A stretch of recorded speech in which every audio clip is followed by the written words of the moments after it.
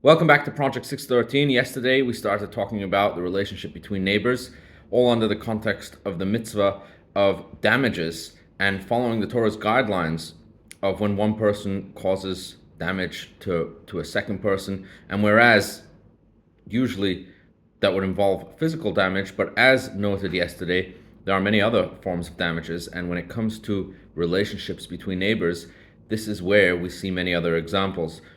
Today we'll focus on one of the ideas mentioned yesterday very briefly, which in halacha this is known as hezek re'iyah. Hezek re'iyah means damage inflicted on my neighbor simply by looking at him. What does that mean? What damage do I do by looking at someone? Well, if I look at someone and invade their privacy, that is a form of damage. It's called hezek re'iyah, the damage from looking.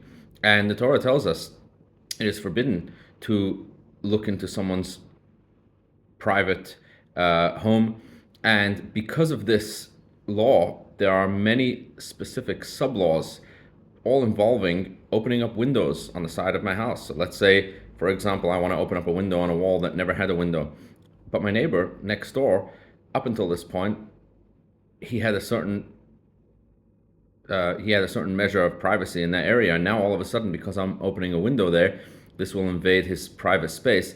This could be a problem under the context of this mitzvah. And there are many other examples of hezek re'iyah where, because of this issue of not causing damage to another person by looking at them or by invading their private space simply by seeing what they are doing there,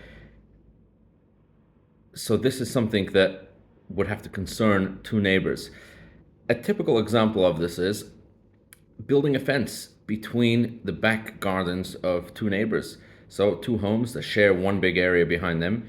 From a halachic perspective, both neighbors are actually, the courts would enforce both neighbors to put up a fence. Why? Because each one can claim that they don't want the other one to look into their back garden when they are there. They want to have space for themselves without their neighbor seeing everything that they're doing.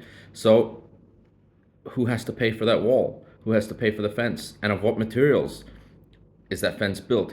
All of these details are spoken about in Maimonides and in the Talmud, but the gist of it is that the Jewish court, would enforce both neighbors to pay their equal share in putting up a basic fence, and each party would have to give a certain measure, half of the width of the wall or of the fence from their garden in order to put up this fence. It would have to be of a certain minimum height. What happens if one neighbor fancies a much more expensive type of wall? Is he able to force his neighbor to go along with him in the cost? No. His neighbor would only have to pay half of the price of the basic fence that is most commonly built in that area and at that time. These are all things that could be determined by the local court in any given time and in any given area. But this is the gist of it, and this all comes under the banner of this idea of hezek re'iyah, not causing damage to someone by looking at them in their private home and in their private space. Have a wonderful, wonderful day.